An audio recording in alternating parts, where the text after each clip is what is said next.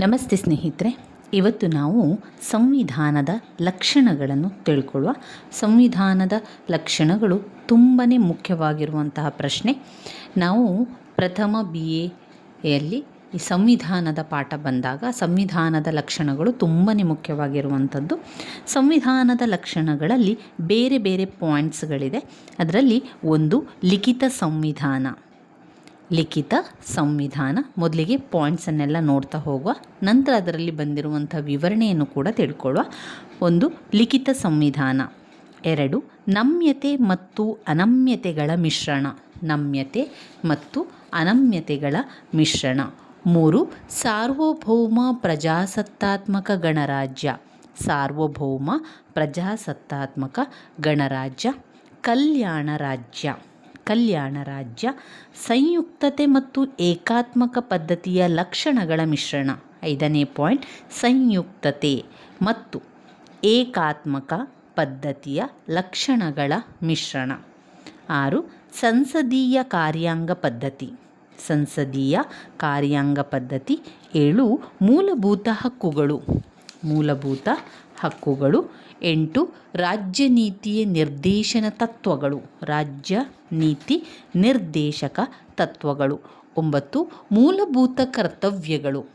ಮೂಲಭೂತ ಕರ್ತವ್ಯಗಳು. ಹತ್ತು, ಸ್ವತಂತ್ರ ಮತ್ತು ಏಕೀಕೃತ ನ್ಯಾಯಾಂಗ ಪದ್ಧತಿ. ಸ್ವತಂತ್ರ ಮತ್ತು ಏಕೀಕೃತ ನ್ಯಾಯಾಂಗ ಪದ್ಧತಿ. ಏಕಪೌರತ್ವ. 11ನೇ ಪಾಯಿಂಟ್, ಏಕಪೌರತ್ವ. 12, ಸಾರ್ವತ್ರಿಕ ವಯಸ್ಕ ಮತದಾನ ಪದ್ಧತಿ. ಸಾರ್ವತ್ರಿಕ ವಯಸ್ಕ ಮತದಾನ ಪದ್ಧತಿ. 13, ಜಾತ್ಯತೀತ ರಾಷ್ಟ್ರ. ಜಾತ್ಯತೀತ ರಾಷ್ಟ್ರ. ಇವಿಷ್ಟು ಸಂವಿಧಾನ ಲಕ್ಷಣಗಳಲ್ಲಿ ಬರುವಂಥದ್ದು. ಅದರ ಪಾಯಿಂಟ್ಸ್ಗಳ ವಿವರಣೆಯನ್ನು ತಿಳಿತಾ ಹೋಗುವ. ಮೊದಲ ಪಾಯಿಂಟ್, ಲಿಖಿತ ಸಂವಿಧಾನ ಅಂದರೆ ಬರೆದಿರುವಂತಹ ಸಂವಿಧಾನ. ನಮ್ಮ ಭಾರತ ಸರ್ಕಾರದ ಸಂವಿಧಾನದಲ್ಲಿ ಅದು ಬರೆಯುವಂತಹ ಒಂದು ಸಂವಿಧಾನವಾಗಿರ್ತದೆ. ಇಲ್ಲಿ ಭಾರತ ಸಂವಿಧಾನ ಎನ್ನುವಂಥದ್ದು ಲಿಖಿತ ಸಂವಿಧಾನವಾಗಿದೆ. ಇದರಲ್ಲಿ ಆಡಳಿತಕ್ಕೆ ಸಂಬಂಧಿಸಿದಂತಹ ಎಲ್ಲ ವಿಷಯಗಳು ಇದರಲ್ಲಿ ಇರುವಂಥದ್ದು. ಅದು ಮುಖ್ಯವಾಗಿ ಅದರಲ್ಲಿ ಪೌರತ್ವದ ಬಗ್ಗೆ, ಮೂಲಭೂತ ಹಕ್ಕುಗಳ ಬಗ್ಗೆ, ರಾಜ್ಯ ನಿರ್ದೇಶನ ತತ್ವಗಳ ಬಗ್ಗೆ, ಸಂಯುಕ್ತ ಪದ್ಧತಿಯ ಬಗ್ಗೆ, ತುರ್ತು ಪರಿಸ್ಥಿತಿಯ ಅಧಿಕಾರಗಳ ಬಗ್ಗೆ, ಕೇಂದ್ರ ಮತ್ತು ರಾಜ್ಯ ಸರ್ಕಾರಗಳ ರಚನೆ ಹಾಗೂ ಅವುಗಳ ಸಂಬಂಧಗಳ ಬಗ್ಗೆ, ಇದೆಲ್ಲ ಕೂಡ ವಿವರಗಳು ಸ್ಪಷ್ಟವಾಗಿ ಈ ಸಂವಿಧಾನದಲ್ಲಿ ಇರ್ತದೆ. ಸಂವಿಧಾನ ಜಾರಿಗೆ ಬಂದಾಗ ಅದರಲ್ಲಿ 395 ವಿಧಿಗಳು ಮತ್ತು 8 ಅನುಸೂಚಿಗಳು ಇದ್ದವು. ಅನೇಕ ಸಂವಿಧಾನ ತಿದ್ದುಪಡಿಗಳಿಂದ ಆ ವಿಧಿಯಲ್ಲಿ ಸಂಖ್ಯೆಯಲ್ಲಿ ಏರುಪೇರಾಗಿರುತ್ತೆ. ಕೆಲವು ವಿಧಿಗಳು ರದ್ದಾಗಿ ಮತ್ತೆ ಕೆಲವು ವಿಧಿಗಳನ್ನು ಸಂವಿಧಾನಕ್ಕೆ ಅಳವಡಿಸಲ್ಪಟ್ಟಿದ್ದರೂ ವಿಧಿಗಳ ಮೊದಲ ಕ್ರಮ ಸಂಖ್ಯೆ ಬದಲಾವಣೆಯಾಗಿಲ್ಲ. ಆದ್ದರಿಂದ ಸಂವಿಧಾನದಲ್ಲಿ 395ನೇ ವಿಧಿಯೇ ಕೊನೆಯ ಕ್ರಮ ಸಂಖ್ಯೆಯಾಗಿದ್ದರೂ ಸಹ ಸಂವಿಧಾನದಿಂದ ರದ್ದುಪಡಿಸಿರುವ ಅಥವಾ ಸಂವಿಧಾನಕ್ಕೆ ಹೊಸದಾಗಿ ಸೇರಿಸಿರುವ ವಿಧಿಗಳನ್ನು ಗಮನದಲ್ಲಿ ತೆಗೆದುಕೊಂಡರೆ ಈಗ 444 ವಿಧಿಗಳು ಮತ್ತು 12 ಅನುಸೂಚಿಗಳು ಇರುವುದನ್ನು ಕೂಡ ಗಮನಿಸಬಹುದು. ಅಲ್ಲದೆ ಸಂವಿಧಾನಕ್ಕೆ ತಿದ್ದುಪಡಿಗಳು ಸಹ ಆಗಿದೆ. ಆದುದರಿಂದಲೇ ಇದನ್ನು ಬೃಹತ್ ಲಿಖಿತ ಸಂವಿಧಾನ ಎಂದು ಹೇಳಲಾಗಿದೆ. ಮೊದಲನೇ ಪಾಯಿಂಟ್ ಬರ್ಕೊಳ್ಳಿ, ಲಿಖಿತ ಸಂವಿಧಾನ. ಸಂವಿಧಾನದ ಲಕ್ಷಣಗಳು. ಅದರಲ್ಲಿ ಮೊದಲನೆಯದು ಲಿಖಿತ ಸಂವಿಧಾನ. ಎರಡನೆಯ ಸಂವಿಧಾನ ನಮ್ಯತೆ ಮತ್ತು ಅನಮ್ಯತೆಗಳ ಮಿಶ್ರಣ. ನಮ್ಮ ಸಂವಿಧಾನ ಹೇಗಿದೆ ಅಂತ ಹೇಳಿದರೆ ಅದು ನಮ್ಯತೆಯನ್ನು ಹೊಂದಿದೆ ಮತ್ತು ಅನಮ್ಯತೆ ಕೂಡ ಇದೆ. ಎರಡೂ ಕೂಡ ಹೊಂದಿರುವಂತಹ ಒಂದು ಮಿಶ್ರಣ ಅಂತ ಹೇಳಲಾಗಿರುವಂಥದ್ದು. ಈ ಒಂದು ಲಕ್ಷಣವನ್ನು ಸಂವಿಧಾನ ಹೊಂದಿದೆ ಎನ್ನುವುದರ ಬದಲು ಇದನ್ನು ಭಾಗಶಃ ನಮ್ಯ ಮತ್ತು ಭಾಗಶಃ ಅನಮ್ಯ ಅಂತ ಹೇಳ್ಬೋದು. KC ವೀಯರ್ ಭಾರತ ಸಂವಿಧಾನ ತೀರಾ ಅನಮ್ಯವಾಗಿರದೆ ಸಮತೋಲನ ಹೊಂದಿರುವಂತಹ ಸಂವಿಧಾನ ಅಂತ ಅಭಿಪ್ರಾಯ ಪಡ್ತಾರೆ. ಈ ಸಂವಿಧಾನದ ರಚನಾಕಾರರು ಕಾಲಕ್ಕೆ ಮತ್ತು ಅವಶ್ಯಕತೆಗಳಿಗೆ ಸಂಬಂಧಪಟ್ಟಂತೆ ಬದಲಾವಣೆ ಮಾಡಲು ಅವಕಾಶವಿರಬೇಕು ಎಂಬುದನ್ನು ಕೂಡ ಗಮನಿಸಿರ್ತದೆ. ಭಾರತ ಸಂವಿಧಾನ ಬ್ರಿಟಿಷ್ ಸಂವಿಧಾನದಂತೆ ನಮ್ಯವೂ ಅಥವಾ ಅಮೇರಿಕ ಸಂವಿಧಾನದಂತೆ ಕಠಿಣವೂ ಅಲ್ಲ. ಭಾರತ ಸಂವಿಧಾನವನ್ನು ಹೆಚ್ಚು ಕಠಿಣ ಮಾರ್ಗ ಅನುಸರಿಸದೆ ಕೆಳಕಂಡಂಥ ಕೆಲವು ತಿದ್ದುಪಡಿ ಮಾಡಲು ಅವಕಾಶವನ್ನು ಕೊಟ್ಟಿದ್ದಾರೆ ಅಂತ ಅವರು ಹೇಳ್ತಾರೆ. ಏನೆಲ್ಲ ಅವಕಾಶವನ್ನು ಕೊಟ್ಟಿದ್ದಾರೆ ಅವರು ತಿದ್ದುಪಡಿಯನ್ನು ಮಾಡಲಿಕ್ಕೆ? ಒಂದು, ಸಂವಿಧಾನ ಕೆಲವು ನಿಯಮಗಳನ್ನು ಸಾಮಾನ್ಯ ಬಹುಮತದಿಂದ ಸಂಸತ್ತು ತಿದ್ದುಪಡಿ ಮಾಡುವುದು. ಉದಾಹರಣೆಗೆ ಸಂವಿಧಾನದ ಒಂದು 2, 3 ಮತ್ತು 4ನೇ ವಿಧಿಗಳು ರಾಜ್ಯಗಳ ಮೇಲ್ಮನೆಯನ್ನು ರಚಿಸುವಂತಹ ಅಥವಾ ರದ್ದುಗೊಳಿಸುವುದಕ್ಕೆ ಸಂಬಂಧಿಸಿದಂತೆ ಸುಲಭವಾಗಿ ತಿದ್ದುಪಡಿ ಮಾಡುವುದು. ಇನ್ನು ಸಂವಿಧಾನವ ಕೆಲವು ಮುಖ್ಯ ವಿಷಯಗಳನ್ನು ಸಂಸತ್ತು ತನ್ನ ವಿಶೇಷ ಬಹುಮತದಿಂದ ತಿದ್ದುಪಡಿ ಮಾಡಬಹುದು. ತಿದ್ದುಪಡಿ ಮಸೂದೆ ಸಂಸತ್ತಿನ ಎರಡೂ ಸದನದಲ್ಲಿ ಒಟ್ಟು ಸದಸ್ಯರ ಬಹುಮತದಿಂದ ಅಂಗೀಕೃತವಾಗಬೇಕು ಮತ್ತು ಹಾಜರಿದ್ದ ಸದಸ್ಯರಲ್ಲಿ 3/2 ಸದಸ್ಯರು ಮತ ಚಲಾಯಿಸಬೇಕು. ಈ ವಿಧಾನದ ಮೂಲಕ ಮೂಲಭೂತ ಹಕ್ಕುಗಳನ್ನು ಮತ್ತು ರಾಜ್ಯ ನೀತಿ ನಿರ್ದೇಶನ ತತ್ವಗಳನ್ನು ತಿದ್ದುಪಡಿಯನ್ನು ಮಾಡಬಹುದಾಗಿದೆ. ಇನ್ನು ಸಂವಿಧಾನದ ಕೆಲವು ಮುಖ್ಯ ನಿಯಮಗಳನ್ನು ತಿದ್ದುಪಡಿ ಮಾಡಲು ವಿಶೇಷ ಬಹುಮತದ ಜೊತೆಗೆ ಒಟ್ಟು ರಾಜ್ಯಗಳಲ್ಲಿ ಅರ್ಧವನ್ನು ರಾಜ್ಯದಷ್ಟು ರಾಜ್ಯಗಳು ಅಂತಹ ತಿದ್ದುಪಡಿ ಮಸೂದೆಗೆ ಅನುಮೋದನೆಯನ್ನು ನೀಡಬೇಕು ಅಂತ ಹೇಳ್ತಾ ಇದ್ದಾರೆ. ಇನ್ನು 3ನೇ ಪಾಯಿಂಟ್ಸ್ನಲ್ಲಿ ಸಾರ್ವಭೌಮ ಪ್ರಜಾಸತ್ತಾತ್ಮಕ ಗಣರಾಜ್ಯ. ಸಾರ್ವಭೌಮ ಪ್ರಜಾಸತ್ತಾತ್ಮಕ ಗಣರಾಜ್ಯ. ಭಾರತ ಒಂದು ಸಾರ್ವಭೌಮ ರಾಷ್ಟ್ರ. ಪ್ರಪಂಚದ ಯಾವುದೇ ರಾಷ್ಟ್ರಕ್ಕೆ ಅಧೀನವಾಗಿಲ್ಲ. ತನ್ನ ರಾಷ್ಟ್ರೀಯ ಹಾಗೂ ವಿದೇಶಾಂಗ ನೀತಿಯನ್ನು ಸ್ವತಂತ್ರವಾಗಿ ರೂಪಿಸಿ ಕಾರ್ಯಗತಗೊಳಿಸುವಂತಹ ಸ್ವತಂತ್ರ ಅಧಿಕಾರ ಭಾರತಕ್ಕೆ ಇದೆ. ಇನ್ನು ಕಾಮನ್ವೆಲ್ತ್ ಸ್ವತಂತ್ರ ರಾಷ್ಟ್ರಗಳ ಸದಸ್ಯತ್ವವನ್ನು ಹೊಂದಿದ್ದರೂ ಕೂಡ ತನ್ನ ಸಾರ್ವಭೌಮತ್ವಕ್ಕೆ ಯಾವ ತೊಂದರೆಯೂ ಕೂಡ ಇಲ್ಲ. ತನಗೆ ಇಚ್ಛೆ ಬಂದಲ್ಲಿ ಸದಸ್ಯತ್ವವನ್ನು ಹಿಂತೆಗೆದುಕೊಳ್ಳಬಹುದಾಗಿದೆ. ಪ್ರಜಾಪ್ರಭುತ್ವ ಅಂದರೆ ಏನು? ಪ್ರಜಾಪ್ರಭುತ್ವ ಅಂತ ಹೇಳಿದರೆ ಪ್ರಜೆಗಳಿಂದ, ಪ್ರಜೆಗಳಿಗಾಗಿ, ಪ್ರಜೆಗಳಿಗೋಸ್ಕರ ಇರುವಂತಹ ಸರಕಾರ. ಇದನ್ನು ಭಾರತದಲ್ಲೂ ಕೂಡ ಒಪ್ಪಿಕೊಳ್ಳಲಾಗಿದೆ. ಅದರಂತೆಯೇ ಕೂಡ ಪ್ರತಿನಿಧಿ ಪ್ರಜಾಪ್ರಭುತ್ವ ಪದ್ಧತಿಯನ್ನು ಅಳವಡಿಸಿಕೊಂಡಿದ್ದೇವೆ. ಅದಕ್ಕನುಗುಣವಾಗಿ ನಿಯಮಕ್ಕನುಸಾರವಾಗಿ ವಯಸ್ಕರ ಮತದಾನ ಪದ್ಧತಿಯನ್ನು ಕೂಡ ಅನುಸರಿಸಿ ಚುನಾವಣೆಗಳನ್ನು ನಡೆಸಿ ಪ್ರಜೆಗಳು ತಮ್ಮ ಪ್ರತಿನಿಧಿಗಳನ್ನು ಆರಿಸ್ತಾರೆ. ಈ ರೀತಿ ಆಯ್ಕೆಯಾದಂತಹ ಪ್ರತಿನಿಧಿಗಳು ಸರಕಾರವನ್ನು ನಡೆಸುವವರು ಹಾಗೂ ಅಧಿಕಾರವನ್ನು ಉಪಯೋಗಿಸಿಕೊಂಡು ಪ್ರಜೆಗಳ ಹಿತಾಸಕ್ತಿಗಳನ್ನು ಕಾಪಾಡಲು ಪ್ರಯತ್ನಿಸ್ತಾರೆ. ಇನ್ನು 4ನೆಯ ಲಕ್ಷಣ ಅಂತ ಹೇಳಿದರೆ ಕಲ್ಯಾಣ ರಾಜ್ಯ. ಭಾರತ ಸಂವಿಧಾನ ಕಲ್ಯಾಣ ರಾಜ್ಯವನ್ನು ಸ್ಥಾಪಿಸಲು, ಅಂದರೆ ಸಾಮಾಜಿಕ, ಆರ್ಥಿಕ, ರಾಜಕೀಯ ಸಮಾನತೆಯನ್ನು ಸ್ಥಾಪಿಸಲು ಉದ್ದೇಶವನ್ನು ಹೊಂದಿದೆ. ಅದನ್ನು ಸಂವಿಧಾನದ ಪ್ರಸ್ತಾವನೆಯಲ್ಲಿ ಮತ್ತು ರಾಜ್ಯ ನೀತಿ ನಿರ್ದೇಶನ ತತ್ವಗಳ ಅಧ್ಯಯನದಲ್ಲಿ ವ್ಯಕ್ತಪಡಿಸಲಾಗಿದೆ. ಸಾಮಾಜಿಕ, ಆರ್ಥಿಕ ಸಮಾನತೆಯನ್ನು ಪಡೆಯಲು ಬೇಕಾದ ಅವಕಾಶಗಳನ್ನು ಸಂವಿಧಾನದ ದೇಶದ ಕಾನೂನು ಪ್ರಜೆಗಳಿಗೆ ಕಲ್ಪಿಸಿಕೊಟ್ಟಿದೆ. ವಯಸ್ಕ ಮತದಾನದ ಪದ್ಧತಿಯನ್ನು ಅನುಸರಿಸುವುದರ ಮೂಲಕ ರಾಜಕೀಯ ಸಮಾನತೆ ಸಹ ನೋಡ್ತಾ ಹೋಗ್ತದೆ. 5ನೇ ಪಾಯಿಂಟ್, ಸಂಯುಕ್ತತೆ ಮತ್ತು ಏಕಾತ್ಮಕ ಪದ್ಧತಿಯ ಲಕ್ಷಣಗಳ ಮಿಶ್ರಣ. ಸಂಯುಕ್ತತೆ ಮತ್ತು ಏಕಾತ್ಮಕ ಪದ್ಧತಿಯ ಲಕ್ಷಣಗಳ ಮಿಶ್ರಣದಲ್ಲಿ ವೈವಿಧ್ಯತೆಯಲ್ಲಿ ಏಕತೆಯನ್ನು ಸಾಧಿಸಲು ನಮ್ಮ ಸಂವಿಧಾನ ರಚನಾಕಾರರು ಸಂಯುಕ್ತ ವ್ಯವಸ್ಥೆಯನ್ನು ರಾಜಕೀಯ ಪದ್ಧತಿಯನ್ನಾಗಿ ಒಪ್ಪಿಕೊಂಡಿರುವುದು ನಮಗೆ ತಿಳಿದಿದೆ. ಸಂವಿಧಾನದಲ್ಲಿ ಎಲ್ಲೂ ಸಂಯುಕ್ತ ಎಂಬ ಪದವನ್ನು ಬಳಸಲಾಗದಿದ್ದರೂ ಸಹ ಸಂವಿಧಾನದ 1ನೆಯ ವಿಧಿಯ ಇಂಡಿಯಾ, ಅಂದರೆ ಭಾರತ ರಾಜ್ಯಗಳ ಒಂದು ಒಕ್ಕೂಟ ಎಂದು ಹೇಳಿದೆ. ಸಂಯುಕ್ತ ಪದ್ಧತಿಗೆ ಪೂರಕವಾಗಿ ಕೇಂದ್ರ ಮತ್ತು ರಾಜ್ಯ ಸರ್ಕಾರಗಳ ನಡುವೆ ಅಧಿಕಾರಗಳನ್ನು ಹಂಚಲಾಗಿದೆ. ಸಂಸತ್ತಿನ ಮೇಲ್ಮನೆಯಾದಂತಹ ರಾಜ್ಯಸಭೆ ರಾಜ್ಯಗಳನ್ನು ಕೂಡ ಪ್ರತಿನಿಧಿಸದೆ ಎರಡೂ ಮಟ್ಟದ ಸರ್ಕಾರಗಳು ಪ್ರಜೆಗಳಿಂದ ಆಯ್ಕೆಯಾಗಿ ಸ್ವತಂತ್ರವಾಗಿ ಕಾರ್ಯವನ್ನು ನಿರ್ವಹಿಸುತ್ತದೆ. ಇವೆರಡೂ ಸರ್ಕಾರಗಳ ನಡುವೆ ಉಂಟಾಗುವಂಥ ವಿವಾದಗಳನ್ನು ಬಗೆಹರಿಸಲು ಶ್ರೇಷ್ಠ ನ್ಯಾಯಾಲಯ ಅಧಿಕಾರವನ್ನು ಕೂಡ ಪಡೆದಿದೆ. ಸಂವಿಧಾನದಲ್ಲಿ ಸಂಯುಕ್ತ ವ್ಯವಸ್ಥೆಗೆ ಅವಕಾಶ ಮಾಡಿಕೊಟ್ಟಿದ್ದರೂ ಕೆಲವು ಏಕಾತ್ಮಕ ಸರ್ಕಾರದ ಲಕ್ಷಣಗಳನ್ನು ಹೊಂದಿದೆ.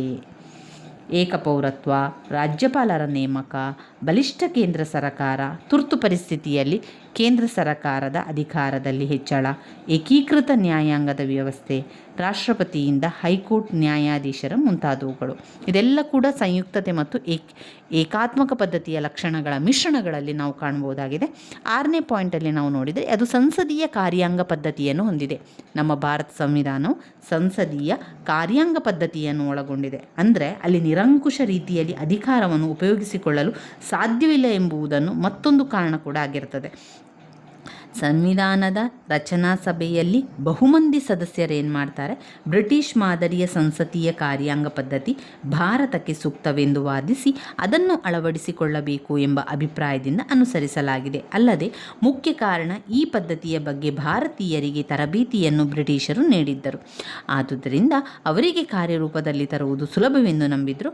ಅಲ್ಲದೆ ಸಂಸದೀಯ ಕಾರ್ಯಾಂಗ ಪದ್ಧತಿಯಲ್ಲಿ ಕಾರ್ಯಾಂಗ ನಿರಂಕುಶ ರೀತಿಯಲ್ಲಿ ಅಧಿಕಾರವನ್ನು ಉಪಯೋಗಿಸಿಕೊಳ್ಳಲು ಸಾಧ್ಯವಿಲ್ಲವೆಂಬುದು ಮತ್ತೊಂದು ಕಾರಣವಾಗಿತ್ತು.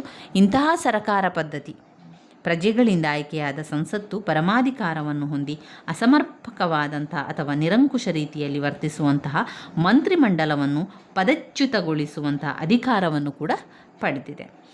ಪಾರ್ಲಿಮೆಂಟ್ ಅಥವಾ ಸಂಸತ್ತಿನ ಪರಮಾಧಿಕಾರವನ್ನು ಸಂವಿಧಾನದ 24ನೇ ಮತ್ತು 42ನೇ ತಿದ್ದುಪಡಿಗಳು ಖಚಿತಪಡಿಸಿದೆ.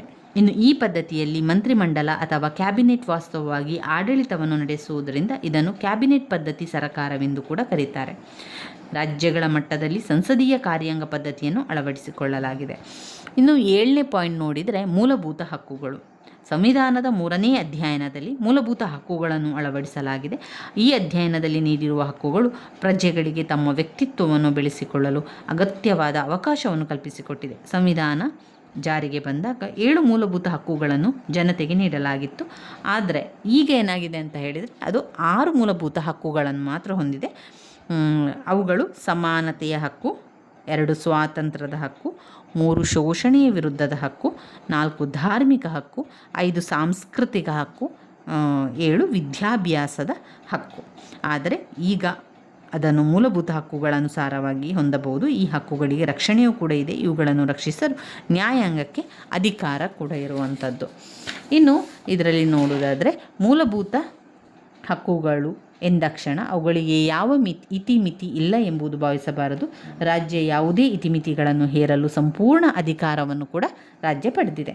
ರಾಷ್ಟ್ರೀಯ ಹಿತಾಸಕ್ತಿಯನ್ನು ಕಡಿಮೆ ಮಾಡಲು ಕಾಪಾಡಲು ಯಾವುದೇ ಇತಿಮಿತಿಯನ್ನು ಕೂಡ ಹೇರಲು ಅವಕಾಶವಿದೆ. ಅದರಲ್ಲೂ ಕೂಡ ರಾಷ್ಟ್ರದಲ್ಲಿ ತುರ್ತು ಪರಿಸ್ಥಿತಿ ಜಾರಿಯಲ್ಲಿದ್ದಾಗ ಮೂಲಭೂತ ಹಕ್ಕುಗಳನ್ನು ಸಂಪೂರ್ಣವಾಗಿ ರದ್ದುಪಡಿಸಲು ಈ ಅವಕಾಶವಿರುವಂಥದ್ದು. ಸಂವಿಧಾನ ಮತ್ತು ಶಾಸನ ಹೇರಲು ಇತಿಮಿತಿಯಲ್ಲಿ ಹಕ್ಕುಗಳನ್ನು ಅನುಭವಿಸುವ ಸ್ವಾತಂತ್ರ್ಯವನ್ನು ಕೂಡ ಪ್ರಜೆಗಳು ಪಡೆದಿರುವರು. ಇನ್ನು 8ನೇ ಪಾಯಿಂಟಲ್ಲಿ ರಾಜ್ಯ ನೀತಿಯ ನಿರ್ದೇಶಕ ತತ್ವಗಳು. ರಾಜ್ಯ ನೀತಿ ನಿರ್ದೇಶಕ ತತ್ವಗಳು ಸಂವಿಧಾನದ 4ನೇ ಅಧ್ಯಾಯದಲ್ಲಿ ರಾಜ್ಯ ನೀತಿ ನಿರ್ದೇಶಕ ತತ್ವಗಳನ್ನು ಅಳವಡಿಸಲಾಗಿದೆ. ಸಾಮಾಜಿಕ ಮತ್ತು ಆರ್ಥಿಕ ಪ್ರಜಾಪ್ರಭುತ್ವವನ್ನು ಸ್ಥಾಪಿಸಲು ನಿರ್ದೇಶಕಗಳು ಬುನಾದಿಯಾಗಿದೆ. ಇವುಗಳನ್ನು ಕಾರ್ಯರೂಪದಲ್ಲಿ ತರುವುದರ ಬಗ್ಗೆ ನ್ಯಾಯಾಂಗದಲ್ಲಿ ಪ್ರಶ್ನಿಸಲು ಸಾಧ್ಯವಿಲ್ಲದಿದ್ದರೂ ಕೂಡ ದೇಶದ ಆಡಳಿತದಲ್ಲಿ ಮೂಲಭೂತ ತತ್ವಗಳೆಂದು ಪರಿಗಣಿಸಲಾಗಿದೆ. ಆದುದರಿಂದ ಏನಾಗ್ತದೆ, ಎಲ್ಲ ಮಟ್ಟದಲ್ಲೂ ಸರ್ಕಾರಗಳು ಇವುಗಳಿಗೆ ಹೆಚ್ಚಿನ ಗಮನವನ್ನು ನೀಡಿ ಪ್ರಾಮಾಣಿಕ ಪ್ರಯತ್ನದಿಂದ ಅನುಷ್ಠಾನಕ್ಕೆ ತಂದು ಈ ಅಧ್ಯಯನದ ಗುರಿಯನ್ನು ಸಾಧಿಸಲು ಪ್ರಯತ್ನಿಸಬೇಕು. 3ನೇ ಅಧ್ಯಯನದ ರಾಜಕೀಯ ಪ್ರಜಾಪ್ರಭುತ್ವವನ್ನು ಸಾಧಿಸಲು ಅವಕಾಶ ಮಾಡಿಕೊಟ್ಟರೆ 4ನೇ ಅಧ್ಯಯನ ತತ್ವಗಳು ಸಾಮಾಜಿಕ ಮತ್ತು ಆರ್ಥಿಕ ಪ್ರಜಾಪ್ರಭುತ್ವವನ್ನು ಸ್ಥಾಪಿಸಲು ಬುನಾದಿಯಾಗಿರುವಂಥದ್ದು. ಇನ್ನು 9ನೇ ಪಾಯಿಂಟ್ಸಲ್ಲಿ ಮೂಲಭೂತ ಕರ್ತವ್ಯಗಳು. ಸಂವಿಧಾನಕ್ಕೆ ಸಂಬಂಧಪಟ್ಟಂತೆ ಸಂವಿಧಾನದಲ್ಲಿ ಮಾಡಲಾದಂಥ 42ನೇ ತಿದ್ದುಪಡಿಯ ಮೂಲಕ ಮೂಲಭೂತ ಕರ್ತವ್ಯಗಳನ್ನು ಸೇರಿಸಿಕೊಳ್ಳಲಾಗಿದೆ. 4ನೇ ಅಧ್ಯಯನದ 51ನೇ ಎ ಎಂಬ ವಿಧಿಯನ್ನು ಸೇರಿ 10 ಕರ್ತವ್ಯಗಳನ್ನು ಪ್ರಜೆಗಳು ನೆರವೇರಿಸಬೇಕು ಎಂಬುದು ಸ್ಪಷ್ಟಪಡಿಸಲಾಗಿದೆ. ಪ್ರಜೆಗಳು ತಮ್ಮ ಕಾರ್ಯದಲ್ಲಿ ನಿರತವಾದ ನೀತಿ ಸಂಹಿತೆಯನ್ನು ಅನುಸರಿಸಬೇಕು ಎಂಬುದು ಮನಗಂಡು ಈ ರೀತಿಯನ್ನು ಹೇಳಲಾಯಿತು. ಏಕೆಂದರೆ ಹಕ್ಕು ಮತ್ತು ಕರ್ತವ್ಯಗಳು ಒಂದೇ ನಾಣ್ಯದ 2 ಮುಖ ಇದ್ದಂತೆ, ಒಂದನ್ನು ಬಿಟ್ಟು ಮತ್ತೊಂದನ್ನು ಬಯಸುವುದು ಸಾಧ್ಯವಿಲ್ಲ. ಆದ್ದರಿಂದ ಹಕ್ಕು ನನ್ನದು ಎಂದಾಗ ಕರ್ತವ್ಯವೂ ಇದೆ ಎಂಬುದನ್ನು ಯಾವ ಪ್ರಜೆಯೂ ಮರೆಯಬಾರದು. ಇದನ್ನು ಸ್ಪಷ್ಟಪಡಿಸಲು ಮೂಲಭೂತ ಕರ್ತವ್ಯಗಳು ಸಂವಿಧಾನಕ್ಕೆ ಸೇರಿಸಲಾಯಿತು. ಇನ್ನು 10ನೇ ಪಾಯಿಂಟ್ಸನ್ನು ನಾವು ನೋಡಿದರೆ ಅದು ಸ್ವತಂತ್ರ ಮತ್ತು ಏಕೀಕೃತ ನ್ಯಾಯಾಂಗ ಪದ್ಧತಿ. ಸ್ವತಂತ್ರ ಮತ್ತು ಏಕೀಕೃತ ನ್ಯಾಯಾಂಗ ಪದ್ಧತಿಯು ಭಾರತದ ಸಂವಿಧಾನದ ಸ್ವತಂತ್ರ ಮತ್ತು ಏಕೀಕೃತ ನ್ಯಾಯಾಂಗ ವ್ಯವಸ್ಥೆ ಅವಕಾಶವನ್ನು ಕಲ್ಪಿಸಿಕೊಟ್ಟಿದೆ. ಇದು ಪ್ರಜೆಗಳ ಹಕ್ಕುಗಳನ್ನು ರಕ್ಷಿಸಲು ಮತ್ತು ನಿರ್ಭಯದಿಂದ ಕೆಲಸ ಮಾಡಲು ಕೂಡ ನ್ಯಾಯಾಲಯಗಳು ಸ್ವಾತಂತ್ರ್ಯವನ್ನು ಪಡೆದಿದೆ. ಶ್ರೇಷ್ಠ ನ್ಯಾಯಾಲಯ ಮತ್ತು ಉಚ್ಚ ನ್ಯಾಯಾಲಯ ನ್ಯಾಯಾಧೀಶರನ್ನು ಸಲುವಾಗಿ ಪದಚ್ಯುತಗೊಳಿಸಲು ಕೂಡ ಸಾಧ್ಯವಿಲ್ಲ. ಅದರ ಅಧಿಕಾರ ಅವಧಿಯಲ್ಲಿ ವೇತನ ಮತ್ತು ಇತರ ಸೌಲಭ್ಯಗಳನ್ನು ಮೊಟಕುಗೊಳಿಸಲು ಕೂಡ ಸಾಧ್ಯವಿಲ್ಲ. ಭಾರತದಲ್ಲಿ ಸಂಯುಕ್ತ ವ್ಯವಸ್ಥೆ ಇದ್ದರೆ ಅದಕ್ಕೆ ವಿರುದ್ಧವಾದ ಏಕೀಕೃತ ನ್ಯಾಯಾಂಗ ಪದ್ಧತಿಯನ್ನು ಅಳವಡಿಸಲಾಗಿದೆ. ತುದಿಯಲ್ಲಿ ಶ್ರೇಷ್ಠ ನ್ಯಾಯಾಲಯವಿದ್ದರೆ ಅದರ ಕೆಳಗಡೆ ಉಚ್ಚ ನ್ಯಾಯಾಲಯಗಳಿವೆ. ಇನ್ನೂ ಕೆಳಗಿನ ಹಂತದ ನ್ಯಾಯಾಲಯಗಳಿರುವಂಥದ್ದನ್ನು ಕಾಣ್ಬೋದು. ಇನ್ನು 11ನೇ ಪಾಯಿಂಟ್ ನೋಡಿದರೆ ಏಕಪೌರತ್ವ. ಏಕಪೌರತ್ವ ಅಂತ ಅಂದರೆ ಏನು? ಸಾಮಾನ್ಯವಾಗಿ ಸಂಯುಕ್ತ ವ್ಯವಸ್ಥೆ ಇರುವ ಕಡೆ ದ್ವಿಪೌರತ್ವಕ್ಕೆ ಅವಕಾಶವಿರುತ್ತದೆ. ಅಂದರೆ ಒಬ್ಬ ವ್ಯಕ್ತಿ ತಾನು ಜನಿಸಿದ ಅಥವಾ ವಾಸಿಸುವ ರಾಜ್ಯದ ಪೌರತ್ವವನ್ನು ಪಡೆಯುವುದರಿಂದ ಜೊತೆಗೆ ರಾಷ್ಟ್ರದ ಪೌರತ್ವವನ್ನು ಪಡೆದಿರುತ್ತಾನೆ. ಅಮೇರಿಕ, ಸ್ವಿಟ್ಜರ್ಲೆಂಡ್, ಸಂಯುಕ್ತ ರಾಷ್ಟ್ರಗಳಿಗೆ ದ್ವಿಪೌರತ್ವಕ್ಕೆ ಅವಕಾಶವಿದೆ. ಆದರೆ ಭಾರತದಲ್ಲಿ ಸಂಕುಚಿತ ಪ್ರಾಂತೀಯ ಭಾವನೆಯನ್ನು ನಿಯಂತ್ರಿಸಿ ರಾಷ್ಟ್ರೀಯ ಭಾವನೆಯನ್ನು ಬೆಳೆಸಲು ಈ ಪೌರತ್ವವನ್ನು ನೀಡಲಾಗಿದೆ. ಪ್ರಜೆಗಳು ಯಾವುದೇ ರಾಜ್ಯದಲ್ಲಿ ಜನಿಸಿದರು ಅಥವಾ ವಾಸಿಸಿದರು ಎಲ್ಲರೂ ಭಾರತದ ಪ್ರಜೆಗಳು, ಎಲ್ಲರೂ ಒಂದೇ ರೀತಿಯ ನಿಯಮಗಳಿಗೆ ಕೂಡ ಬದ್ಧರಾಗಿರುವರು.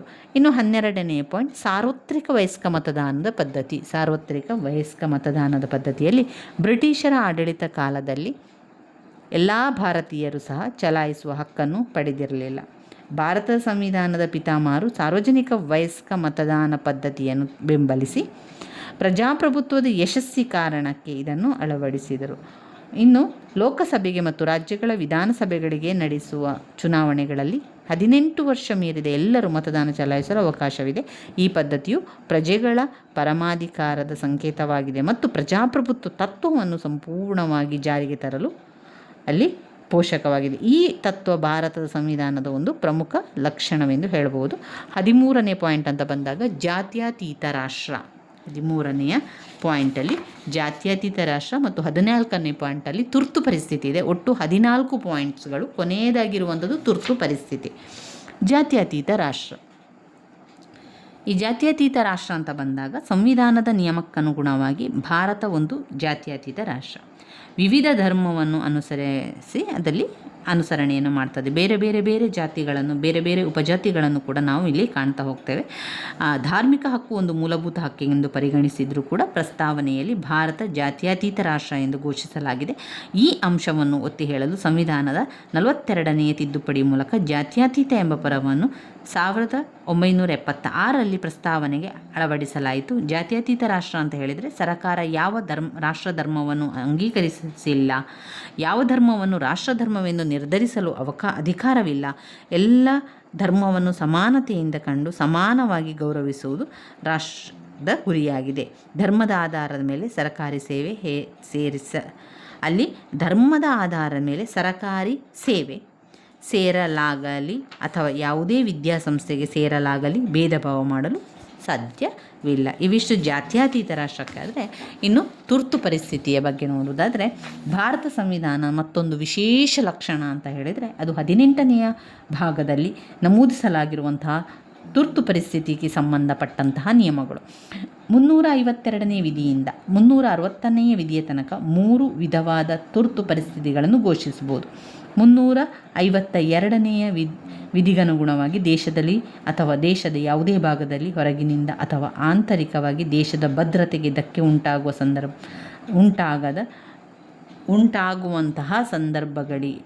ಉಂಟಾಗುವಂತಹ ವಿಧಿಗನುಗುಣವಾಗಿ ಯಾವುದೇ ರಾಜ್ಯದಲ್ಲಿ ಸಂವಿಧಾನಾತ್ಮಕವಾಗಿ ಸರ್ಕಾರ ಕೆಲಸ ಮಾಡಲು ಸಾಧ್ಯವಿಲ್ಲ ಎಂದು ತಿಳಿದು ಬಂದಾಗ ಸಂವಿಧಾನಾತ್ಮಕ ತುರ್ತು ಪರಿಸ್ಥಿತಿಯನ್ನು ಘೋಷಿಸಬಹುದು. ಇದನ್ನು ರಾಷ್ಟ್ರಾಧ್ಯಕ್ಷರ ಆಳ್ವಿಕೆ ಎಂದು ಕರೆಯಲಾಗಿದೆ. 360ನೇ ವಿಧಿಯ ಪ್ರಕಾರ ರಾಷ್ಟ್ರಾಧ್ಯಕ್ಷರು ದೇಶದಲ್ಲಿ ಹಣಕಾಸಿನ ಪರಿಸ್ಥಿತಿ ಕುಸಿದು ಬಿದ್ದಾಗ ಆರ್ಥಿಕ ತುರ್ತು ಪರಿಸ್ಥಿತಿಯನ್ನು ಘೋಷಿಸಬಹುದು. ಇವಿಷ್ಟು ಸಂವಿಧಾನದ ಲಕ್ಷಣಗಳಲ್ಲಿ ಬರುವಂಥದ್ದು. ಇನ್ನು ಮುಂದಿನ ವಿಡಿಯೋದಲ್ಲಿ ನಾವು ಸಂಯುಕ್ತ ಪದ್ಧತಿಯ ಲಕ್ಷಣಗಳನ್ನು ಕೂಡ ತಿಳ್ಕೊಳ್ಳುವ. ನನ್ನ ವೀಡಿಯೋಸ್ ಎಲ್ಲ ನಿಮಗೆ ಇಷ್ಟ ಆಗಿದ್ದರೆ ಲೈಕ್ ಕೊಡಿ, ಶೇರ್ ಮಾಡಿ, ಹಾಗೆಯೇ ಸಬ್ಸ್ಕ್ರೈಬ್ ಮಾಡಲಿಕ್ಕೆ ಮರಿಬೇಡಿ ಸ್ನೇಹಿತರೆ. ಧನ್ಯವಾದಗಳು.